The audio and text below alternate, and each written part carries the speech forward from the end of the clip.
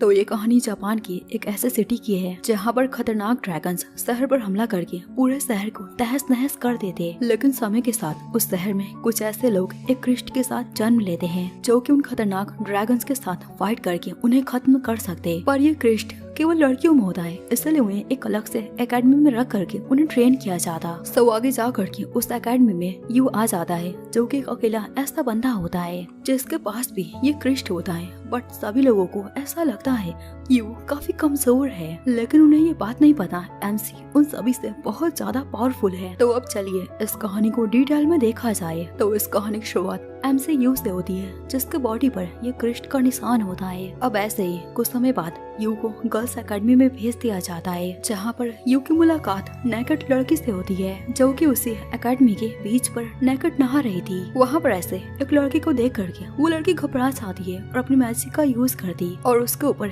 एक जोरदार हमला करती। बट उसका हमला उसी के ऊपर लग जाता है और वो वहीं पर बेहोश हो जाती। तो ये देख करके यू उसे पानी से बाहर निकालता है, फिर उसे कवर करता। ऐसा ही कुछ समय बाद उस लड़की की आंखें खुल जाती है। वो लड़की यू को ठर के बुलाने लगती है तो यू उसे अपनी आईडी कार्ड को दिखाता है। तो वो लड़की यू को अपना नाम आइरिस बताती है जो सुन करके यू उससे कहता है ये सब तो ठीक है पर पहले तुम जरा कुछ पहन लो। तो आइरिस ब्लश करते हुए टी शर्ट को पहन लेती है। वेल आगे वहाँ पर यू की सिस्टर मिसुकी आ जाती है जो कि यू को लेकर के एकेडमी के अंदर चली जाती है। फिर आगे मिसुकी यू को उसकी यूनिफॉर्म को देती एंड उसे लेकर के टीचर के पास आ जाती है। टीचर हारुकी वहाँ की कर्नल और इस मिडगार्ड एकेडमी की कमांडर होती हैं। हारुकी वहाँ पर यू से कुछ क्वेश्चंस को पूछती हैं जिनका जवाब यू एकदम कॉन्फिडेंस के साथ उनको देता है। फिर आगे वो एकेडमी के सारे स्टूडेंट्स से मिलने के लिए मिसुकी के साथ जाता है। वहाँ पर सभी लड़कियाँ एकेडमी में एक ऐसे लड़के को देख करके काफी हैरान हो जाती हैं। यू सभी को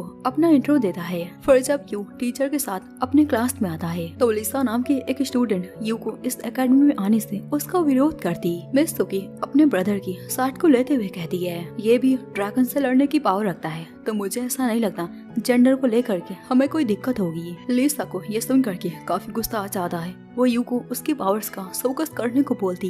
इस बात पर टीचर भी राजी हो जाती है। तो यू अपने डार्क पावर से एक मैजिक बॉल को बना करके उसे एक गन में बदल देता है। सभी लड़कियां ये देख करके बहुत हैरान हो जाती हैं। इसने अपनी डार्क माना को वेस्ट कर दिया सिर्फ एक गन को बनाने में। वहाँ पर टीचर यू को बताती है हमारे एनिमीज कोई ह्यूमंस नहीं है, वो सारे खतरनाक मॉन्स्टर्स हैं। तो इस मामूली सी गन से तो बिल्कुल कुछ नहीं होगा। टीचर यू को कुछ खतरनाक मॉन्स्टर्स के सैंपल को दिखाती हैं जिनसे ये लड़कियां करंटली फाइट कर रही। तभी वहाँ पर आइरिस उठ करके यू की साइड लेती है और सभी से कहती यू एक अच्छा लड़का है, उसने मुझे बिना कपड़ों के देखा लेकिन फिर भी वो मेरे साथ नाचती था। जो सुन करके यू उससे कहता है आखिर तुमको किसने बोला ये सब बताने को। सभी लड़कियाँ वहाँ पर यू को एक ठरकी समझने लगती है। ऐसे ही कुछ देर बाद यू एकेडमी के ट्रेनिंग रूम में जाता है जहाँ पर सारी लड़कियां एक्सरसाइज कर रही थी। यू वहाँ पर आइरिस के एक्सरसाइज में उसकी मदद करता है। तभी वहाँ पर मिसुकी आकर के यू को ले जाती है। फिर हारुकी यू को सभी लड़कियों के मैजिक पावर का शोकस देखने को बोलती। तो यू वहाँ के रूम से सभी लड़कियों को देखने लगता है। वहाँ पर लिसा अपनी माना का यूज करके ऊपर उड़ने लगती जो देख करके यू बहुत हैरान हो जाता है। तो हारुकी उसे बताती है सिर्फ इतना ही नहीं, यहाँ की लड़कियाँ इन सारी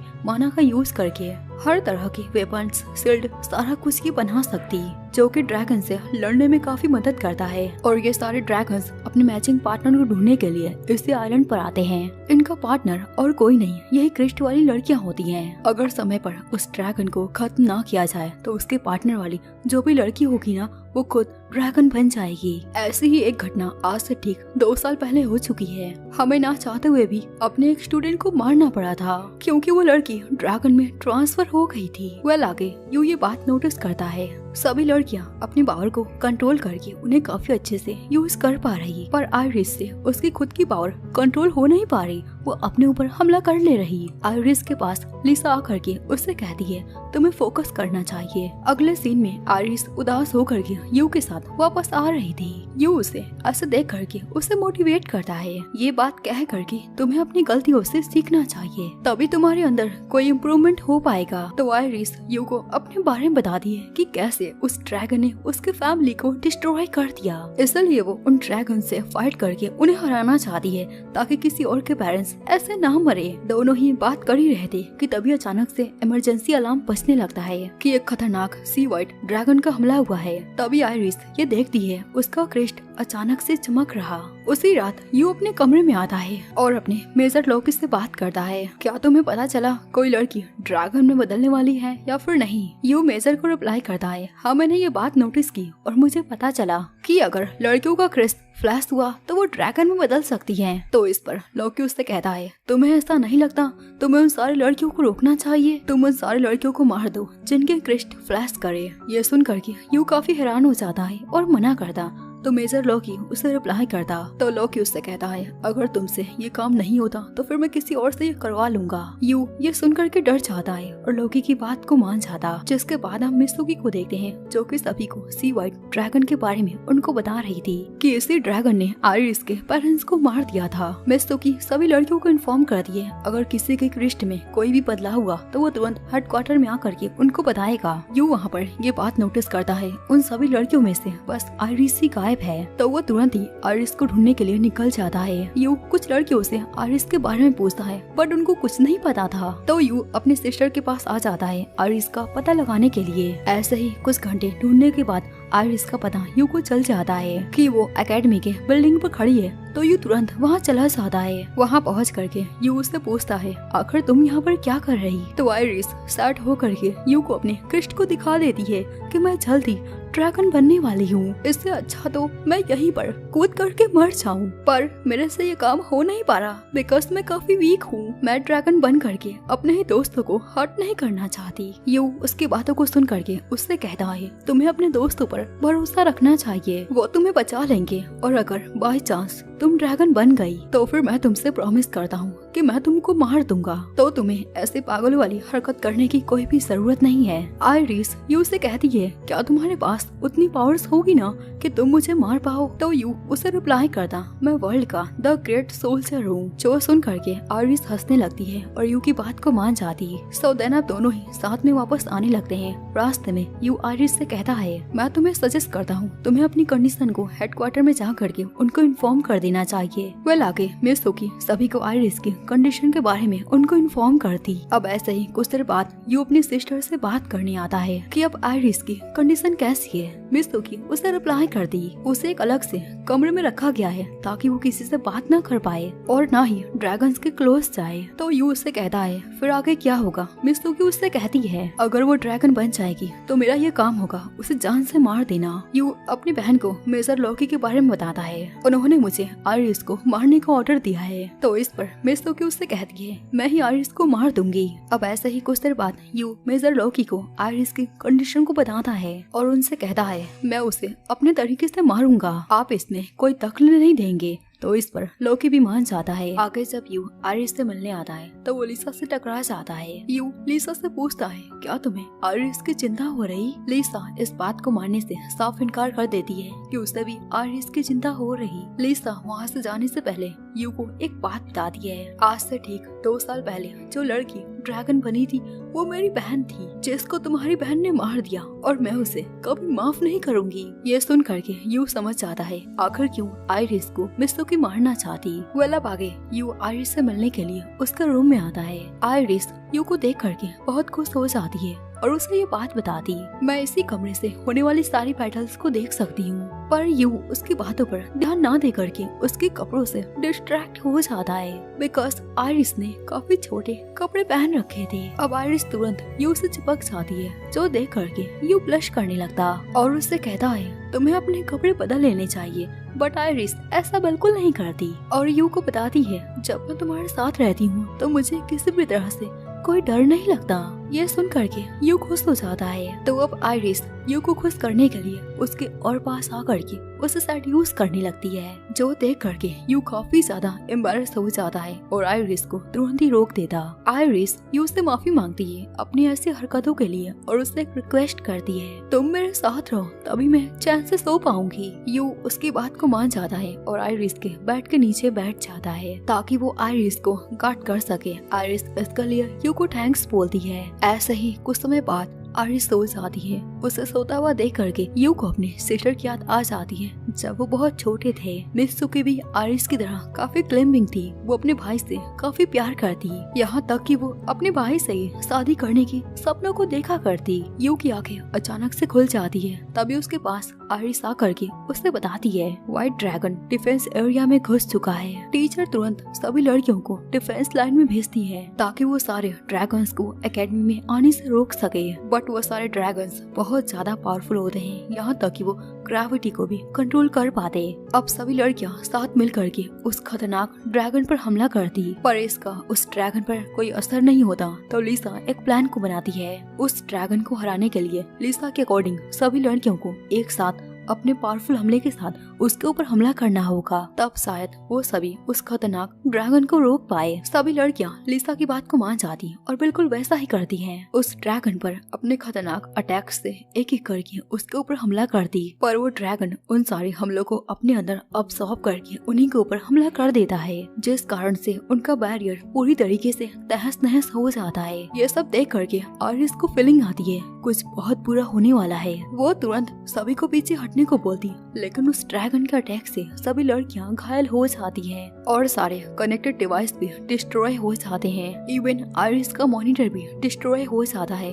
तो यू आरिस को लेकर के हारुकी के पास आ जाता है, जहाँ पर टीचर और यू कमांडर लॉकी के ऑर्डर के बारे में बात करने जाते। पर इससे पहले यू आरिस को कुछ भी ना सुनने को बोल देता है, तो आइरिस भी अपने कानों को बंद कर लेती। सो अब यू टीचर से ये बात पूछता है, तो क्या आज से ठीक 2 साल पहले जो हुआ आप उसे रिपीट करना चाहती हो? हारुकी उसे रिप्लाई करती, मेरे पास और कोई रास्ता ही नहीं है। वो ड्रैगन अगर एकेडमी में आ गया तो आइरिस एक ड्रैगन बन जाएगी। यू उनसे कहता है मेरे पास एक आइडिया है। तो अब यू आइरिस को लेकर के वहाँ से बाहर जाने लगता, पर लौकी की आर्मीज एकेडमी में आ चुके थे आइरिस को कैप्चर करने के लिए। यू तुरंत अपनी पावर्स का यूज करके एक गन को क्रिएट करता है और आइरिस को वहाँ छिपने को बोल करके सारे आर्मीज पर अपने गन से उन्हें नॉकआउट करने लगता। जब सारे आर्मीज बेहोश हो जाते हैं तो यू आइरिस को लेकर के वहाँ से आगे बढ़ता। इतने में ही एक आर्मी यू के ऊपर एक गन को शूट करने वाला था कि तभी आइरिस अपनी पावर्स का यूज करके उसे रोक लेती, जो देख करके यू बहुत हैरान हो जाता है। आइरिस यू से कहती, मुझे माफ कर दो, मैंने अपनी पावर्स का यूज किया, पर मैं तुम्हें ऐसे हर्ट होता हुआ नहीं देख सकती। यू उससे कहता है कोई बात नहीं। अब यू आइरिस को लेकर के डायरेक्ट डिफेंसिव लाइन के बॉर्डर के पास आ जाता है और आइरिस को बताता है अगर ड्रैगन्स डिफेंसिव एरिया के बॉर्डर लाइन पर आएंगे तो हम उनका यहीं पर सामना करेंगे। तभी वहाँ पर मित्सुकी आ जाती है, जो कि यू से कहती, तुम आइरिस से दूर रहो, मुझे इसे मारना ही होगा, तभी जा करके ये सारी प्रॉब्लम्स खत्म हो पाएंगी। पर यू मित्सुकी को ऐसा करने नहीं देता। इस बात पर दोनों की आर्गुमेंट्स हो जाती हैं और फाइट करने लगते। आइरिस ये देख करके उन दोनों से कहती है तुम दोनों लड़ना बंद करो और मैं मरने के लिए तैयार हूँ। पर यू आइरिस को पीछे हटने को बोलता है और अपने सिस्टर से ये बात कहता है, जो भी एक दूसरे को पहले टच करेगा वो इस मैच को जीत जाएगा और आइरिस को अपने साथ लेकर जाएगा। इस बात पर मित्सुकी मान जाती है। सो अब दोनों की फाइट स्टार्ट हो जाती है। फाइट के बीच में मित्सुकी को डिस्ट्रैक्ट करने के लिए यू ये बात बोलता है, तुम्हारी स्कल्ट दिख रही है। तो मित्सुकी अटैक्स को छोड़ करके अपने स्कल्ट को बनाने लगती। मौके का फायदा उठा करके यू उसके हेड को टच कर लेता है और ये बात कहता, अब से तुम उसे नहीं मारोगी और तुम मेरे ऊपर भरोसा रखो, मैं आइरिस को बचा लूंगा। ऐसे ही कुछ देर बाद आइरिस का क्रिस्ट काफी तेजी से चमकने लगता है। आइरिस सभी को बताती है वो ड्रैगन्स तेजी से हमारी ओर आ रहा। यू तुरंत सभी से कहता है हम आइरिस की मदद से इस ड्रैगन्स को हरा सकते हैं। तो ये सुन करके लिसा उससे कहती है, बट आइरिस वो तो अपनी पावर्स का कंट्रोल ही नहीं कर पाती, तो फिर आखिर वो कैसे हमारी मदद करेगी? यू सभी को भरोसा दिलाता है कि आइरिस ये कर लेगी। सो देन अब जैसे ही वो सारे ड्रैगन्स हमला करने को आ जाते हैं तो आइरिस उस ड्रैगन पर हमला करती, जिससे उस ड्रैगन का ग्रेविटी कंट्रोल छूट जाता है। ये देख करके लिसा और बाकी सारी लड़कियां काफी हैरान हो जाती हैं। अब आइरिस जैसे ही उस ड्रैगन पर हमला करके उसकी ग्रेविटी कंट्रोल को खत्म करती तो सारी लड़कियां एक एक करके उसके ऊपर हमला करना शुरू कर देती और इस बार उनका हमला काम कर रहा था।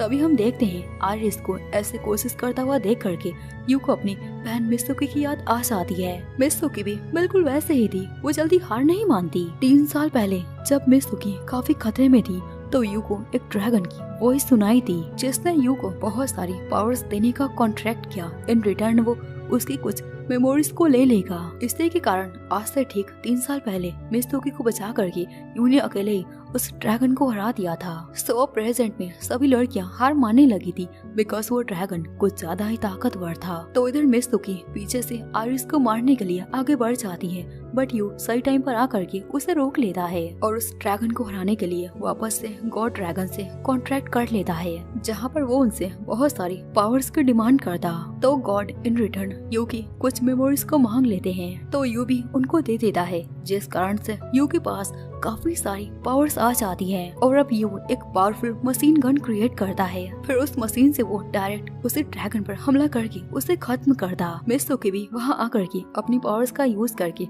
उस ड्रैगन को जड़ से खत्म कर देती है। तभी यू बेहोश हो जाता है। अब ऐसे ही कुछ देर बाद जब उसकी आंखें खुलती हैं, तो वो कमांडर लॉकी को इन्फॉर्म करता है कि सारा कुछ मैंने फिक्स कर दिया। लॉकी उसे रिप्लाई करता, तुमने अच्छा काम किया, ऐसा ही सारे ड्रैगन्स को खत्म करके सभी को प्रोटेक्ट करो। अब ऐसे ही कुछ समय बाद यू बाहर आता है तो आइरिस उसका वेट कर रही थी। आइरिस यू को थैंक्स बोलती है उसकी जान को बचाने के लिए। यू उसे रिप्लाई करता, तुम मेरे दोस्त हो तो ये मेरा फर्ज है। आइरिस इस बात को सुन करके यू को डायरेक्ट किस कर लेती है। अगले दिन यू को मिस्तुकी के चिल्लाने की आवाजें सुनाई देती है तो वो तुरंत उसके कमरे में चला जाता है, जहाँ पर मिस्तुकी कपड़ों को चेंज कर रही थी, जहाँ पर वो अपने भाई को देख करके बहुत हैरान हो जाती है।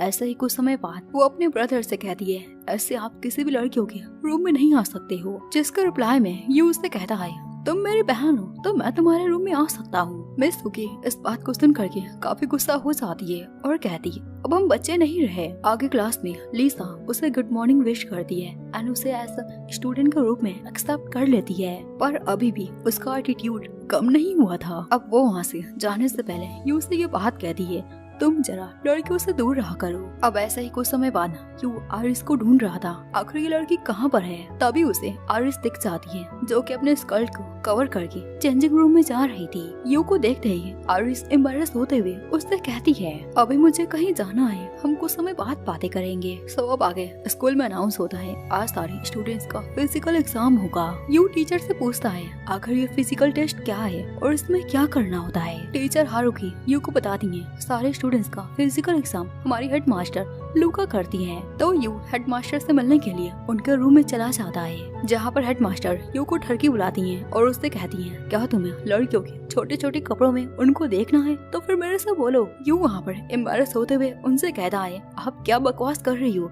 भला मैं ऐसा क्यों चाहूंगा। तो अब आगे लूका यू का फिजिकल टेस्ट लेती है उसके हेड को लीक करते हुए। यू तो ये देख करके वहीं पर एकदम से नर्वस हो जाता है। एग्जाम के बाद लूका यू से कहती है, तुम मेरी लड़कियों से दूर रहो, वो मेरे हरम का हिस्सा है। यू समझ जाता है ये लेडी एक नंबर की ठरकी है। तो अब आगे लूका की मैट वहाँ से लूका को उठा करके अपने साथ ले जाती। अगले सीन में स्कूल में 2 नए स्टूडेंट्स की एंट्री होती है जिनके बॉडी पर क्रिस्ट के निशान थे। मिस्तुकी उन दोनों लड़कियों का इंट्रो पूरे क्लास में करती है। एक का नाम टीना एंड दूसरे का नाम म्यू होता है। टीना वहाँ पर सभी से कहती है, मैं एक ड्रैगन हूँ। तो मिस्तुकी उससे कहती है, तुम एक ह्यूमन हो। जो सुन करके टीना काफी भड़क जाती है और उसकी डार्क एनर्जी पूरे क्लास को तहस नहस कर देती है। ये सब देख करके यू तुरंत टीना के पास आता है। टीना यू को देख करके तुरंत ही पहचान जाती है कि तुम तो मेरे होने वाले हस्बैंड हो। यू को कुछ समझ नहीं आ रहा था आखिर ये क्या बकवास कर रही। ऐसे ही कुछ देर बाद जब टीना का एग्जाम हो रहा था तो यू पूरे क्लास को बताता है,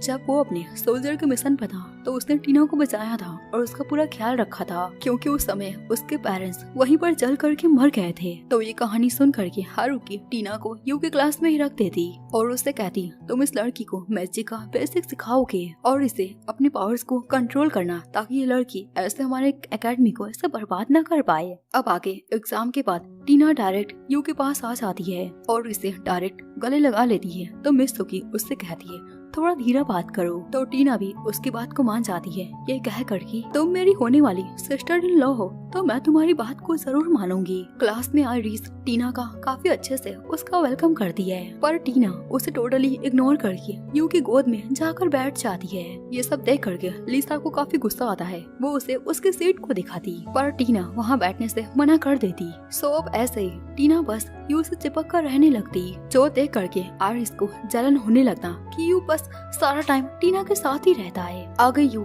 टीना को लेकर के बीच पर आ जाता है और उसे समझाता, अब अभी हमारी शादी करने की एज नहीं है, तो तुम मुझसे इतना क्लोज मत रहा करो। टीना ये सुनते ही यू को फिर से हक कर लेती है। आइरिस वहाँ पर ये सब कुछ देख लेती है और भी ज्यादा अपसेट हो जाती है। जिसके बाद अगले दिन आइरिस मित्सुकी और यू से बात करती है। हमें टीना को कुछ क्लासमेट्स के साथ बैठाना चाहिए ताकि वो उनसे बात कर सके और यू से थोड़ा दूर भी रहे। तो इस पर दोनों ही मान जाते हैं। लेकिन टीना वो तो ठहरी एक स्मार्ट लड़की। तो आगे जब आइरिस टीना को लेने आती तो टीना उसे ये बोल करके वहाँ से भगा देती कि तुम एक पति पत्नी के बीच में आ रही हो। ये सब देख करके यू सोच में पड़ जाता है आखिर वो किस तरह से इस लड़की के शादी के बुखार को उतार सके। अगले दिन यू टीना से कहता है तुम मेरे लिए कुछ लड़कियों से दोस्ती कर लो। टीना उसे रिप्लाई करती वो सारे लोग अच्छे नहीं है। तो यू कहता है तुम्हें मेरे ऊपर ट्रस्ट है ना, एक बार ट्राई करो। तो आगे यू की बात को मान करके टीना सारे क्लासमेट से बात करती है। सभी लड़कियां स्टार्टिंग में ये देख करके बहुत हैरान हो जाती,